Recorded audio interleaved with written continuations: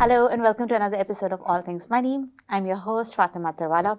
As we are doing our Ramazan series, we want to highlight the different challenges the different sections of Pakistan face, and I cannot think of a better one than education. We have enough out-of-school children in Pakistan that's almost equal to the entire population of Australia. That is such a basic problem for not only for us, but for our future generations that we have with us as our guest today, founder and CEO Shafiq Khan of Teach the World Foundation that supports literacy. Hello, sir. Welcome to the show. Assalamu alaikum. Thank you very much. So before we went on the show, we were just talking about the trajectory Pakistan is on and that we have around 25, 26 million children that are out of school. We also had quite alarming numbers as to going forward. So what do you think out of school children will be, say, 5 years from now if you continue on the current trajectory? So at this point, the best way to look at the future is to look at where you've come from. Mm-hmm.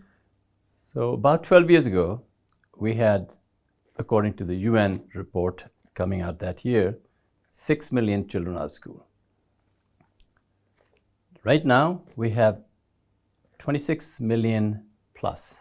So in 12 So we've added 20 million children in the last 12 years. Wow. We have a much bigger population base now. One also tells us that the population growth is also greater now. So is it because of the population growth rate or also because that the number of children out of school is increasing, maybe because of during the pandemic and after the pandemic and the entire economic crisis? I don't think the pandemic has much to do with it. Mm-hmm. In fact, the main reason why we are growing the number of out of school children is there aren't enough schools and not enough teachers to keep up with the population growth. And the population growth is absolutely alarming. There's no question that of the country's problems, one of the biggest ones is population growth. But for us, right now, I'm forecasting that by 2035, so not 5 years, but 10 years, looking at the trends over the last 12 years, we're going to add 25 to 30 million children to the out-of-school population. That is taking us from what at minimum today can be called a crisis to an absolute catastrophe. If you have 50 million children out of school in a decade, and a decade flies really fast, you're basically betting the country on that. So it's a catastrophe, it's a ticking time bomb. Yeah, I mean, if the population is 15, that's like, what, 2.5 times the population of Karachi? Imagine all these people uneducated, out of school. What implications would that have for the economy? I mean, pretty clear, but what? Yeah, I mean, the implications are, one word, absolutely devastating, right? Mm-hmm. Devastating. You've actually already seen what has happened to Karachi in the last 30 to 40 years. I used to live here 40 years ago. It was a very safe city relative to today. Today, I go to my friends' homes in, the affluent areas of Karachi especially, and they're all fortress homes. Mm-hmm. They've got guards and shifts of guards and so on and so forth. Really high walls, electric fences. High walls, yes, fences. So the problem, when the implications of this are clearly on economics. Right now, at a very macro level, 50 years ago, we were at the top of the 4 South Asian countries, Pakistan, Sri Lanka, Bangladesh, and India. We were neck and neck with Sri Lanka, just slightly behind them, but neck and neck. Today, we are a distant 4th.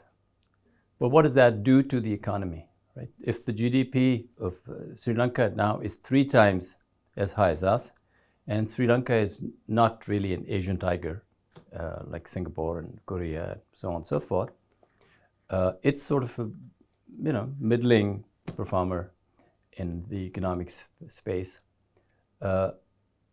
We are a 3rd per capita GDP. If we had just stayed on parity with Sri Lanka, we would have been 3 times bigger. And if you're P&G selling soap or shampoo or somebody selling cars.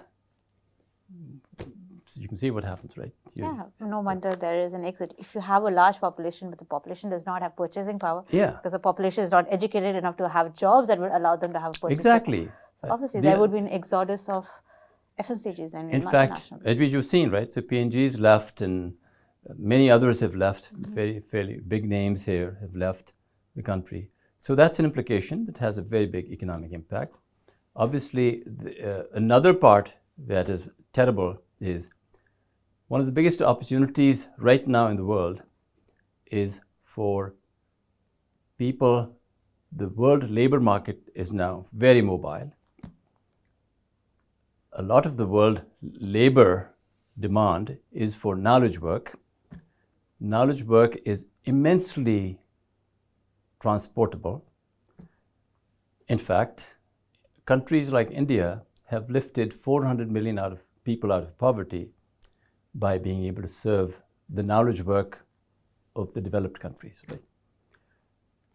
We aren't able to do that. If we don't have educated people, we're not going to be able to do that.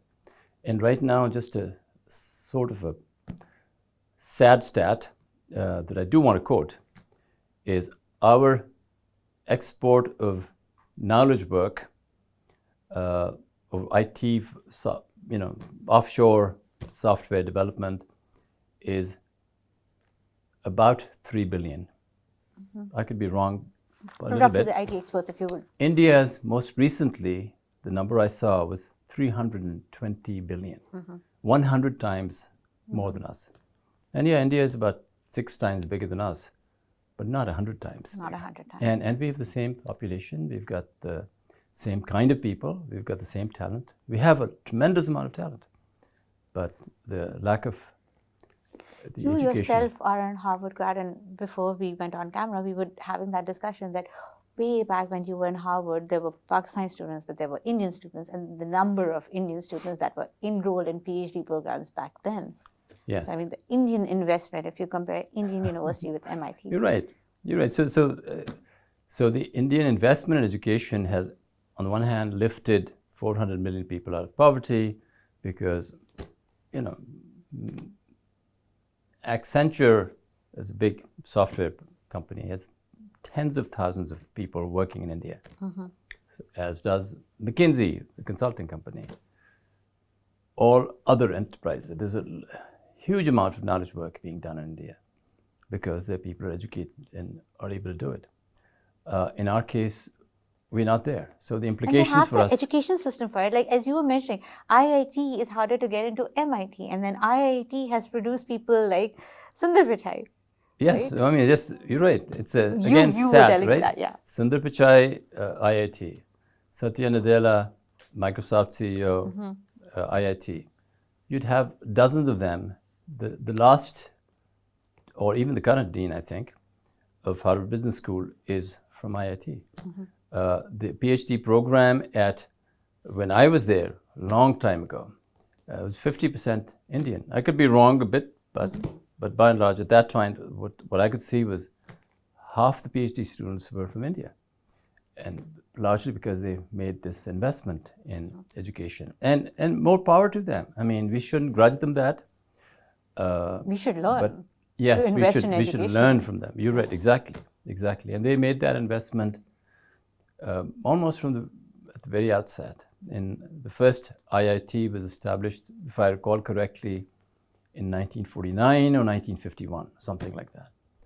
And now there are 24 of them. And as you were mentioning yourself, they're harder to get into than MIT. And they're all modeled after, originally at least modeled after MIT. And because of that, India's IT-enabled experts are 100 times ours. I mean, when we talk about IT education in Pakistan, we have NUST, but we do not have, especially in this day of AI and tech, we do not have enough universities teaching tech. Like, we do not have large local models, like DeepSeek came out of China, but we do not have anything like that, any university like that could have students. Yes, you're right. And in fact, the thing that we're missing the boat on is, we're sending a ton of labor to the Middle East, but what do they actually earn, right? And that whatever they earn ends up helping the country, and we must be very grateful for that. But at the end of the day, if they were educated people making 10 times what they're making today, you'd be in a very different position. And that has a clear economic implication. What are the other implications? Well, I don't have the exact number right now, but our longevity compared to Sri Lanka is easily 7-8 years less. And we can find the stats very easily. There's no reason for us to live 7 years less. Right? Clearly, there's an impact on crime. In fact, we can just look at Karachi and see how Karachi has transformed itself. And every single day, you're seeing headlines on the front page of Dawn, actually, often, about crime and murders and so on and so forth. That certainly wasn't the case a long time ago, and that's happened. Another thing that actually is, unfortunately, one of the biggest casualties is the confidence of the younger generation in the future of the country. And right now, frankly, one of the things I'm dealing with and suffering from is the brain drain. So you've got the best people, actually, who are marketable, who can participate in the knowledge economy or the global economy, and they're leaving to go to Ireland or go to Germany or go to the United States, go to Australia, go to Canada. And sadly, that's a very big loss for us, especially as this is probably the cream of our educated class, right? So those are... At the top, we have the difference between education in, say, in India or Sri Lanka and Pakistan for the IT grads and the tech grads. And then at the bottom, we have all those children out of school. So the cream is leaving. Yeah. And the new generation is not being educated. So this is a huge problem. You're right, absolutely. It is and Teach the World Foundation problem. is a public-private partnership with the Sindh government. And as you were telling me, some time ago, the Sindh government, the numbers that you had, around 30% of the school, 15% of the schools were ghost schools, 30% of them, 30% teachers were ghost teachers. But that is changing now. With your personal experience with as somebody from the private sector working with the Sindh government, what has the experience? So let me just say that, on the one hand, there's always doom and gloom. There's always, when people talk about Pakistan, it's always doom and gloom. But there are always these tremendous new and positive things that are happening. One of them, frankly, is what we're experiencing with the Sindh government. The Sindh government has actually begun to partner with us, and we're working through one of the most effective autonomous units of the Sindh government, the Sindh Educational Foundation, which I think is a gift of God to Sindh. They are actually helping us address this crisis. And let me just make sure we are clear. I'm clear that for us, the education problem is a big one overall, but the biggest part of it is the out-of-school population. So they're actually working with us on the out-of-school issue. We've actually, in partnership with them, began a project about middle of 23, which would be 2.5 years ago, and we launched 125 schools for them in about 15 months. It's a record pace. How many schools in 15 months? 125. 125 schools in 15 months? Yes. All across Sindh?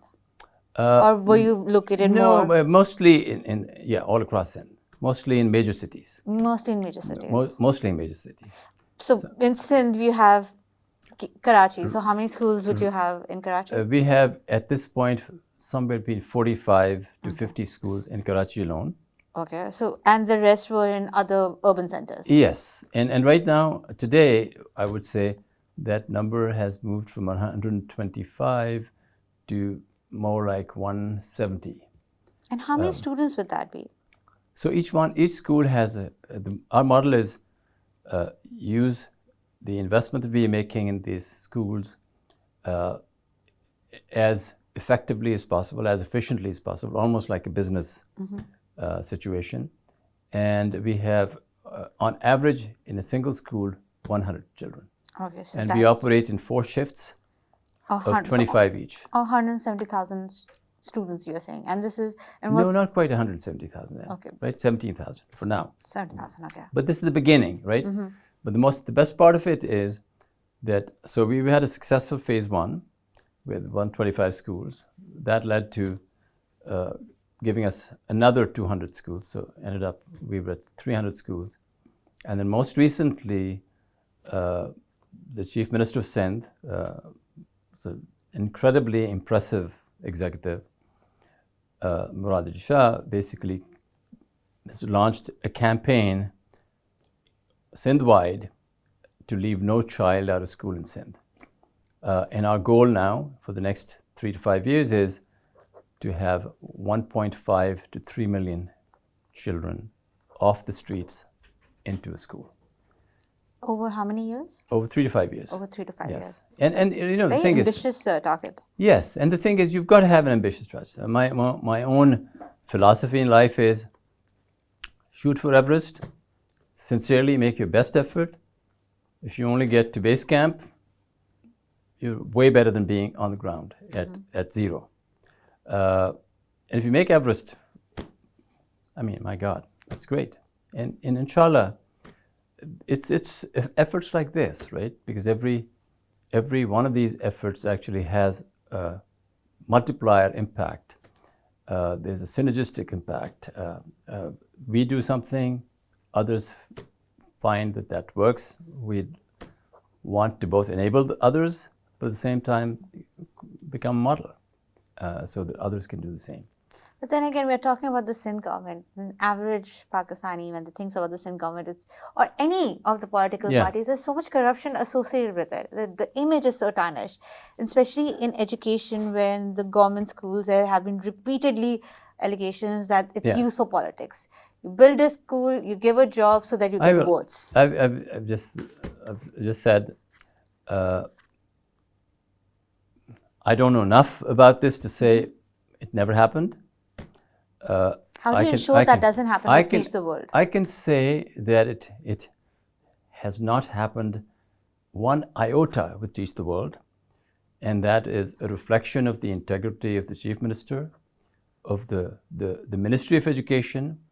In fact, the current Minister of Education, Sardar Shah, I think he's done just an incredible job of cleaning up the ghost schools and the ghost teacher scenario.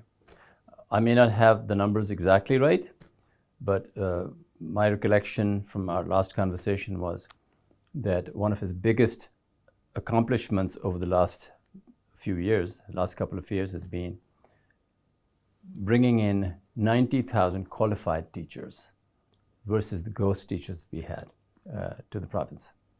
And in the process, I'm sure, they've done a lot of work on the ghost schools as well.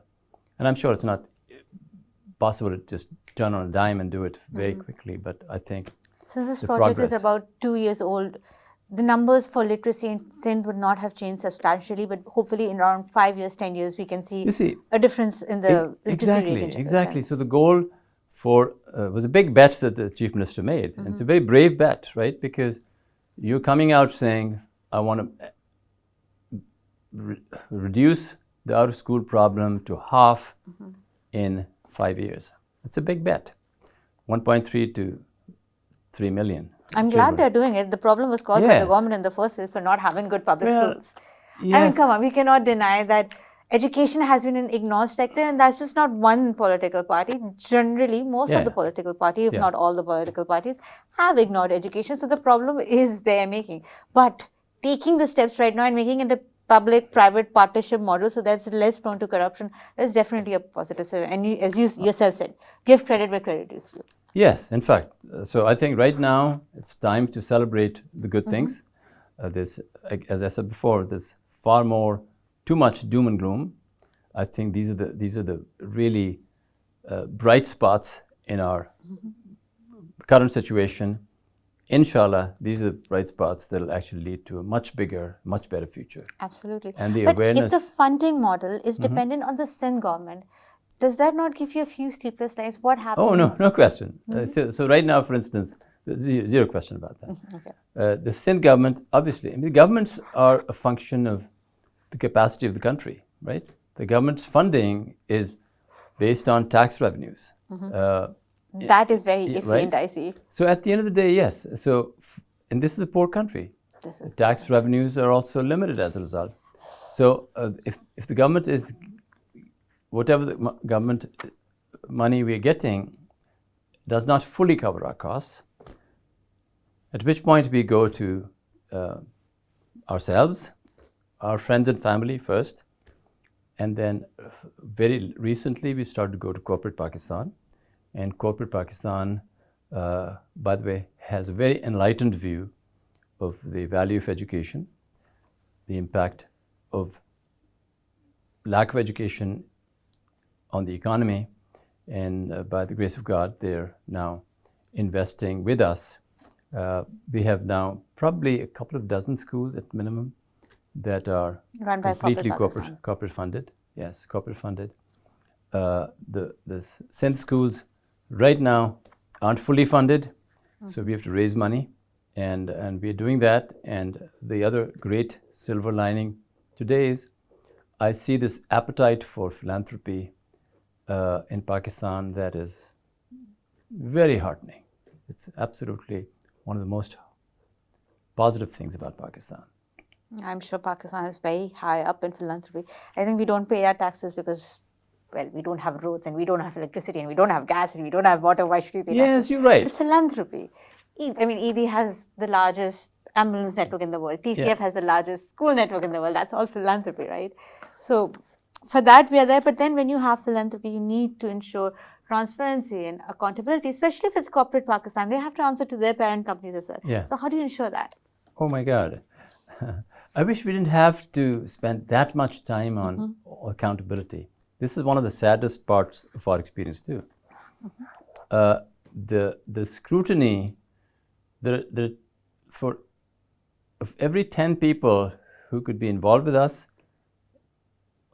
9 are in the watchdog business, and maybe 1 is helping. And that's also lucky that we've got the Sindh Educational Foundation that's helping, the Chief Minister's House that's helping.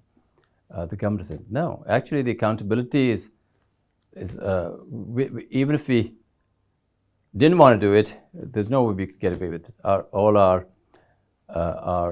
approvals to operate the charity, there's so many controls, so many organizations. Unfortunately, I have to spend more money, more time here to educate and help people in Pakistan than I had to do with the IRS, the Internal Revenue Service. So you're saying you face more scrutiny in Pakistan for the flow of funds than you did when you were working in the US with the IRS? Yes. And the interesting thing is it took me 7 weeks to get approval from the IRS to run a charity that is now taxpayer funded, US taxpayer funded, right? Taking money away from the US Treasury to Pakistan. And here, trying to help, it took me 2.5 years to get charity status in Pakistan. And I'm sure there are always reasons. What organization gives you the charity status in Pakistan? I think it's the FBR that gives you charity status. So you're tax exempt. And there may be another name. I mean, there's so many of them now. There are a lot of organizations that you need to There's this charity commission, that charity, the Pakistan Center for Philanthropy, and so on and so forth. And they're all well-meaning, but at the end of the day, they just stymie us. We spend so much time and money. And so for every person that can help us, there are 10 who are in the way, right? Who get in the way. And the kinds of requirements are just outrageous. If I have a board, if you were a member of our board, you'd be asked for so much that you would not want to give, right? Like your 3-year tax returns and so on. So why would you do that? Nobody asks for that in the US when they're actually helping another country. I think unfortunately, a So is reflection any of of the the state of funding the country. coming from the US, or is this all Sindh government and corporate Pakistan? No, in fact, I'd say there are three big pools right now, right? And there are others that we haven't tapped yet, just because we're not there. We haven't had the focus because we're all consumed. So the single biggest one for Pakistan is coming from the Sindh government. The next is essentially friends and family, founders, ourselves. And the third is corporate Pakistan. Inshallah, corporate Pakistan will become significantly bigger. I think before long we'll have thousands of schools that are funded by corporate Pakistan. And inshallah, we'll be there. But right now, So before the Sindh partnership and when you went on hyperdrive and made all these schools, like 125 schools, 300 schools, how many schools did you have without Sindh support? we had about 26 deployments. And by the way, we are also, so with 26 of them, let's say that. That included deployments within a school with a care foundation in Lahore, for instance. And that was those schools were in Karachi and Lahore, or all over Pakistan? Yes, at that point, primarily Karachi, Lahore, and we also have with a partner school in Islamabad. And then you met with the Sindh government, became a public-private partnership, and Yes. since then you've been in hyperdrive. By the grace of God, yes. Alhamdulillah. Yes. And so far, at least, how many students have been actually enrolled? You said 70,000? So they are in different grades, or is it just... So basically... do you have primary education, secondary education? No, let me just be clear about that. So you need to know what the... So our single biggest focus is out-of-school children, illiterate children, functionally illiterate children. Our focus is to make them functionally literate so that they can read, they can write, and they can do, at the minimum, the 4 functions of math, but ideally at the 5th grade level. So that's our focus. One of the things we haven't talked about yet is how do you do that? We do that using technology. Why? Because right now it is getting a school up in a brick and mortar mode takes a lot of time. Teachers are a big issue. We have somewhere between 700,000 to 900,000 teachers short. We are short that many teachers. This is all over Pakistan. So All over 700 to 900,000, almost a million teachers shortage. Almost a million teachers short, Wow. right? So today, and maybe the numbers here or there a little bit, but the point is it's a very big number. So what's our solution? We're essentially using our background, in my case, a digital transformation background. We use tablets, which are one of the most user-friendly devices ever made. Put educational games on them. Why? Because if you don't have a teacher, how do you motivate a child to learn? And then we essentially set them up in a facilitated setting, a school. And for us, our schools are not brick and mortar. Our schools are also designed to be where the children are. And one of the things we're trying to solve with this is making sure that there's gender equality. So one of the most important things in gender equality is to have a school where a little girl would not have to walk more than 5 to 7 minutes. Because just the fact that it's 20 minutes away may actually eliminate the possibility of her parents letting her go, right? So we do one-room schools. We don't build them brick and mortar. We'll go into these kachi abadis largely. And in these kachi abadis, we will rent a room. We will set it up with solar immediately. We will do it all with the community's help, so we don't go into a place without the community already being willing to support us. The first thing we asked the community to do is to commit to sending the kids to school. So, and we need 100 per school, right? So the community commits to sending the kids to school. A very big commitment we ask for is sending girls to school. And we've essentially said, if the ratio isn't close to 50-50, we may actually not open the school. We won't, or we could shut down a school if the ratio changes too much. right now I'm very happy to report that on average right now we have 52% girls and 48%. And in fact, to some degree we need to fix that, right? To make it closer to 50-50. And then the moment we've gotten the school set up, we also asked them, the community, to provide us 2, ideally moms from the community, but 2 women from the community that are respected to be our facilitators. They don't have to teach because the instruction is all coming from the best educational games in the world. And by the way, there's a massive industry building on digital learning and educational games, and it's again one of the it's in a way that our secret sauce, right? Games just make kids motivated and want to learn, and these are designed by neuroscientists, designed in a fashion that they follow. Are these made in-house for Pakistani kids? They're localized, these are all world-class. The most important games we have for English, for instance, are made in the US. For math, it's from a Korean company, which again is a world leader in math. What's the mode of communication? What's the language being used? The language is English, math in English, and then Urdu. So we have Urdu, and we have some Urdu. So the games are being made in the US in Urdu? No. So we teach 3 things. We teach English. At the end of the day, if you want to be part of the global economy, you've got to have English, right? And look at us. What are we doing right now? We teach math. Math is a little bit language agnostic, but we teach it in English. Because if anybody is going to be doing something at a higher level, at whatever point in time they do that, they're going to need the English. And it's fairly easy. It's been a non-issue for us that math is being taught in English. And then we teach Urdu. We're actually starting to do Sindhi as well, just at the very early stages. Inshallah, we'll have that, and then might have. But wherever else we might operate in the world, we teach the world, so we're going to be all over the world.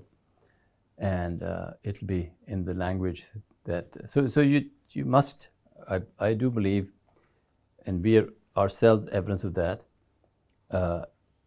English is important in Pakistan, right? It's important wherever you go. If there's one global language, the closest thing we have is English. Yes. So that's why if you Google, you're more likely to get results in English than any other language, or you'll have to translate it or something. But see, yes. On one hand, this is revolutionary. Instead of taking the kids to school, you're taking the school to kids. Beautiful. So the inclusivity can go into hyperdrive. It will be exponential. Yeah. On the other hand, there could be a lot of leakages. Like, how do you ensure the kids come to school? How do you ensure that the learning outcomes are what you want? Yes. So actually, ensuring the learning outcomes is not a big deal, right? In fact, encourage you to come visit a school. We would love to. Right? I would love to. And if you visit a school, you'll actually come into a school that has, the average class is 25 kids. You'll probably not find these kids even look up when you come in, because they're so engrossed in playing the game. I mean, if the kid is going to be obsessed with the screen, let it be an educational game rather than TikTok. And the thing is, we all know the learning comes from the steps to it, right? Attention, then engagement, then interaction. And in our case, educational games give you all of that, right? They give you attention, they give you engagement, they give you interaction, because you can't do the next thing without interacting with it. At some point, they'll become experiential too. That's the last leg, last mile. Hasn't happened in a big fashion yet. With AI, that will too. So inshallah, that's what we're doing. And we all know that there's the wave of digital is all over. Oddly enough, it started at the higher end. Higher education went to digital first, but actually it's, sort of a godsend. It's made in heaven for the illiterate people in the world. And right now, for instance, one of the things I say very confidently based on all my digital transformation experience, if you gave our tablet with the educational games we have to get them to be functionally literate, if somebody played that game for an hour for a single year, at the end of the year, you could be 85, average intelligence 55, 25, 15, 5. You're going to be reading, you're going to be writing, you're going to be doing, at minimum, the 4 functions of math, inshallah. Wow. We have that right now. I mean, so on one hand, we have schools, we have the whole normal structure. The kid goes to school, he studies science, Yeah. he studies geometry, and he has PE, and that is all very important. But when the problem is as desperate as the one that we have right now, that we have, like, I think around 65% of the population or something cannot read at the level of age 10. So Yeah. when you have a problem like that, then you need drastic solutions such as this. We cannot have the rest, everything else has become a nice to have, even it should not be a nice to have. Yeah, you're like right. PE and interaction and qualified teachers. So this is the most base way that one of the biggest problems that Pakistan face can be solved.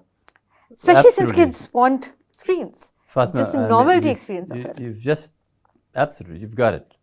You've got it. And the thing is, the analogy I often use is, you've got 100 people dying of hunger.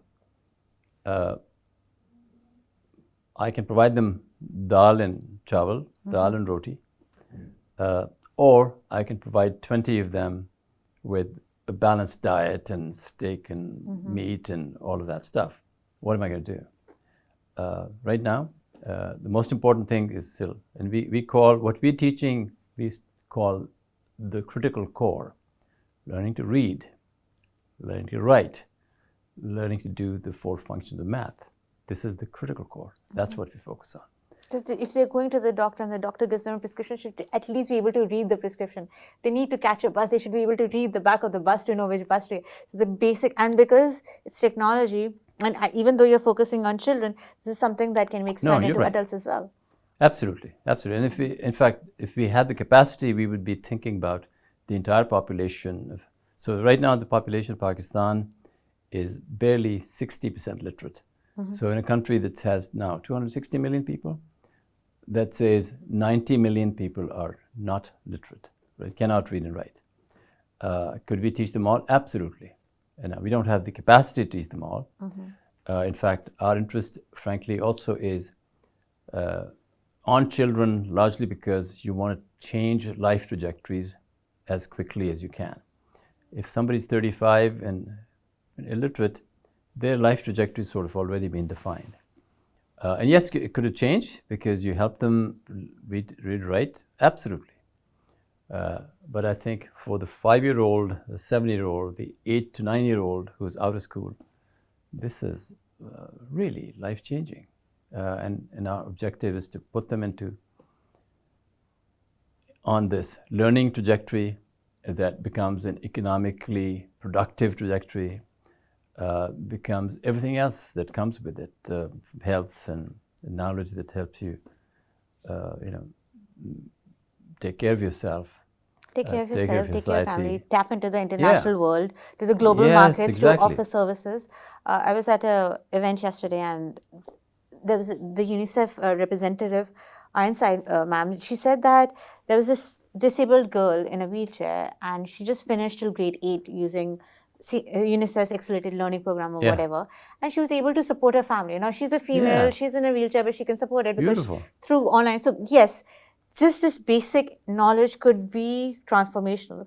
But also, there's this AI company that just raised around 3.5 million, Uplift AI, and they offer services to Khan Academy. So they translate to Urdu, to Sindhi, and to Balochi, and they Yeah. are going to they're going to use some of that funding to generate original data for Punjabi, for Saiki, for other Pashto, for Yeah. local languages, Yeah. so that because ChatGPT, Gemini, they are not going to be focusing on Pakistan. So now we have these companies focusing on Pakistan for regional languages. Yeah. So right now, if your kids get digitally savvy, 5 years from now, if we have all this information available in Pashto or Balochi or whatever, you could have people solving quantum mechanics in the boondocks because, they have Right. that knowledge in their local language Yeah. and they have the brains. English does not need to be the great differentiator. It doesn't need to be for the elite anymore. So the knowledge does not need to be for the elite anymore. So You're absolutely right. So, yes, You're definitely. absolutely right. This technology has transformational implications, but again, the funding needs to continue, and Sure. we need to run a really tight ship to ensure that the kids are coming to school. Those tablets are not being sold in the black market, that the people, the communities involved in Yeah. being very much on board. It requires a Yeah. lot of integrity. Yes, but I mean, you've got to prepare for it. And so, fortunately for me, my entire background is in business, where you had very little room for error, right? Because you're reporting to the market every quarter and so on and so forth. So the mechanisms we've created, have we had thefts? Absolutely. But of the hundreds of deployments we've done, we've had probably thefts 3 to 4 times, right? In this country, right? Very poor country. So, how do you ensure that? Well, I mean, part of it is, so when we work with the community also helps police. I guess it's part of it Yeah. might be that the parents themselves want the kids to learn so much. That Yes, and then the where do we store these? We've got a very secure cabinet that's hard to break into. It's so heavy that it can't be lifted and taken away. And we try to make sure they're located in places that where it's hard to just, it's not hidden areas where people get in. But And the tablet themselves, are they the kind that they are geared specifically to the educational games and they cannot be used easily for other functions? no, actually, here's what we do. We don't have enough scale to have our own tablet designed, right? We're getting there, inshallah.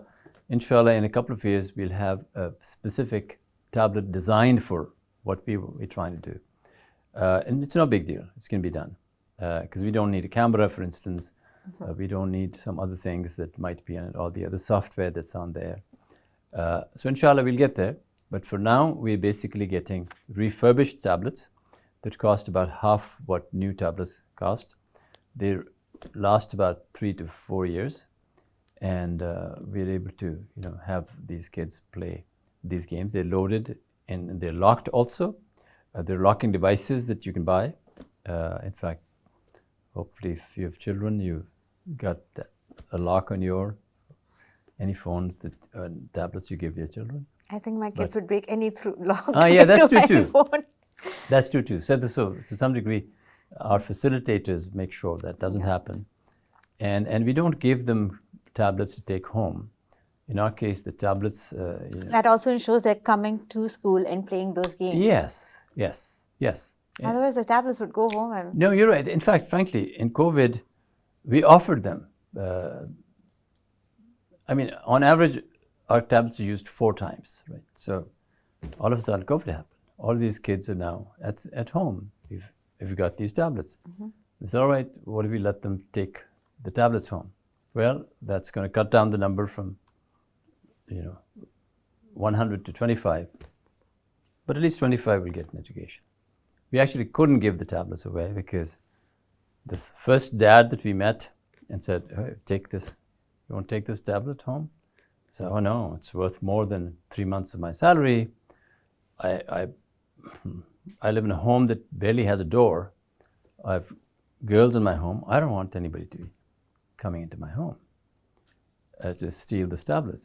And we said, sure. And before long, we found that, that was the universal thought. Thank God the COVID specter vanished. What I find the most unique in the stories that you have told me is that on one hand, we have all those men on bikes with the guns. We all in Karachi carry a second mobile, do we not? Because we know the security. But on the other hand, the integrity and the honesty that you keep telling me about.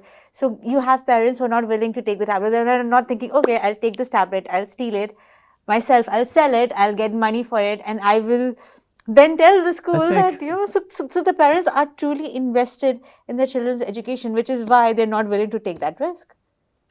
I mean, you So the integrity that you do not expect in places, but it is there. We just assume that people are dishonest because they are poor. My own belief is that 95% of the people in the world are people of integrity.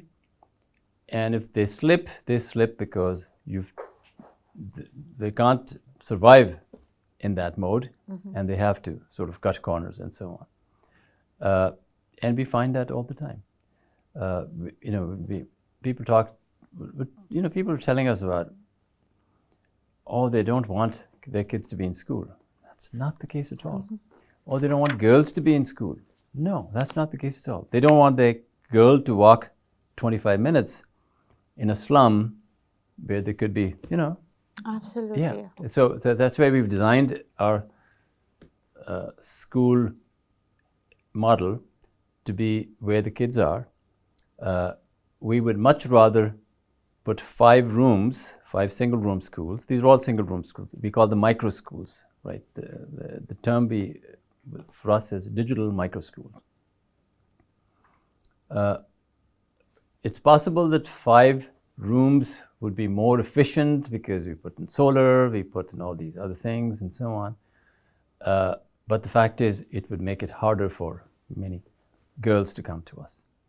So we'd much rather have 5 one-room schools all around so that none of the girls have to walk more than 5 to 7 minutes. And that again, female inclusivity, female education. Yes. So my last question for you today would be, would you be able to share the budget what is the budget, an annual budget for Teach the World Foundation? So the budget obviously is always a function of how many kids we are serving and changes. Or rather, how much is the Sindh government allocating to you for this project? Well, let me answer this by saying our cost for educating a single child is about 4,000 rupees a month, right? A little over. Okay. Roughly what the TCF cost per child is.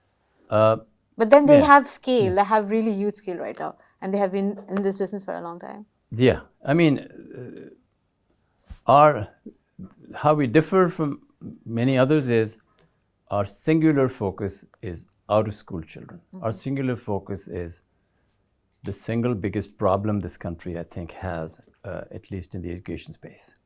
I think we may have talked about this before, but our problem is access, our problem is quality, our problem is accountability, and there are many others, right?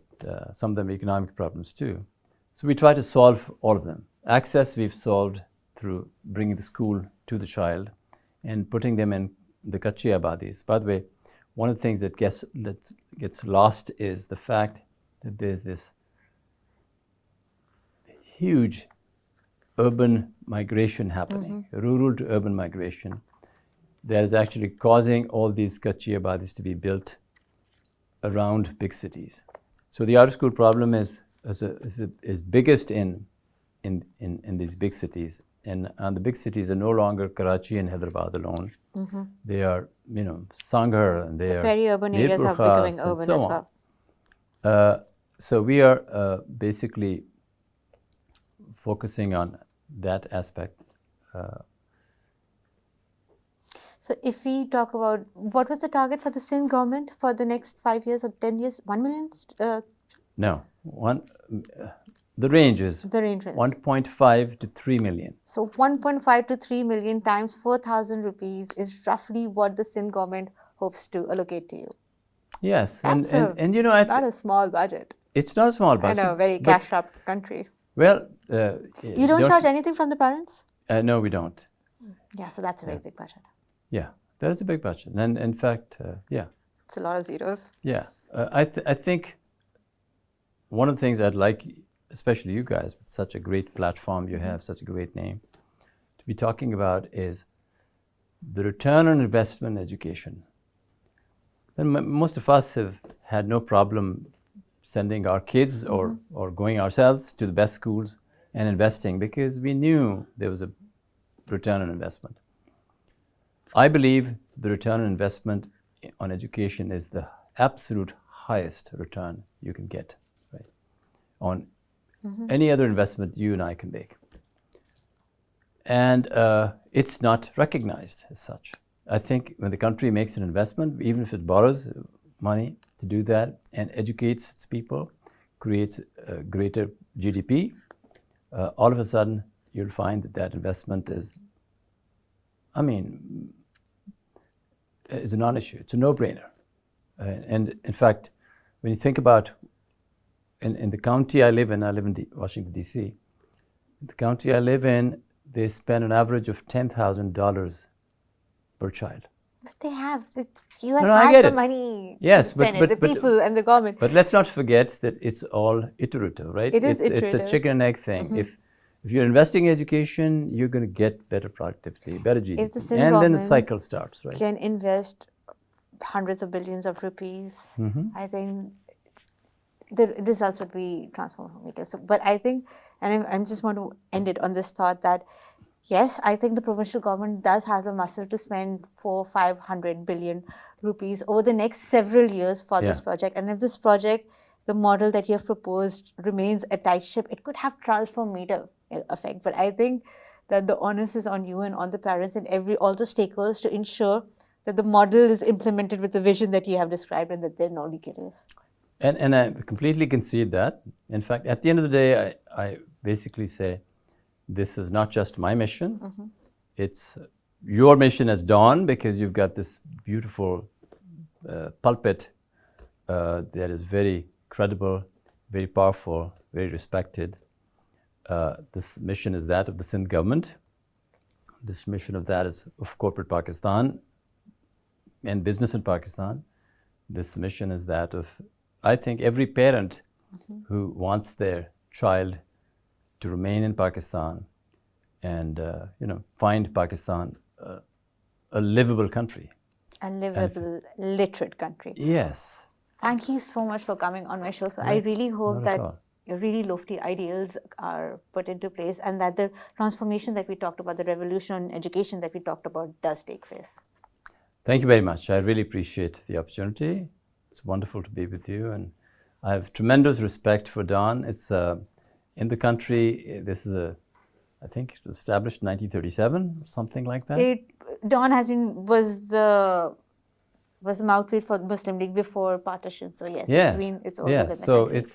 it's one of the most long-standing institutions that has been able to maintain its standards and its respect and its regard in the country. So I applaud you for doing that.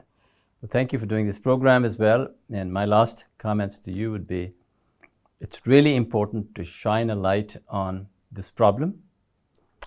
It's really important to also make sure people understand what part of the problem needs to be invested in before anything else. And for me, the out-of-school problem is the one that we should all go after. And again, it's not just us who need to do that. It's everybody needs to focus on that. And yes, everything else we can be thinking about in the future. Great. Thank you so much, sir. Thank you, Fatima. Thank you for that. Thank you.